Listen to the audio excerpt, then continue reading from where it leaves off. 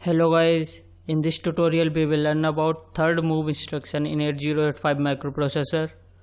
In previous tutorial we have seen a move instruction which copies the content of memory to register. In this tutorial we will see a move instruction which copies the content of register to memory.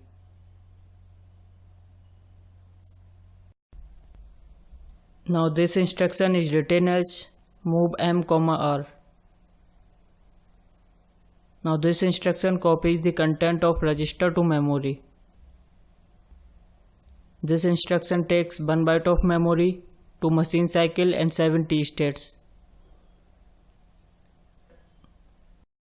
Now let's say for example at location 4400H we write an instruction MOV M, E. Now this instruction copies the content of register E to memory. Here HL register pair acts as a default memory pointer.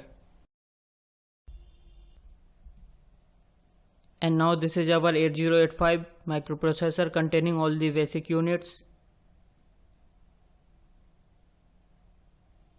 And now comes memory starting from location 4400H.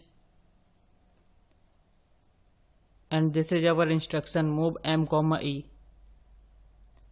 Now let's say HL pair contains a value that is 50,000 and register E contains a value 28. And program counter contains the address of the instruction that is 4400H. Then the instruction register goes to the location 4400H and fetch the instruction that is MOV M, E. This process is known as opcode fetch. Then the instruction is decoded in the instruction decoder. After this the content of register E gets copied to memory location 50,000H.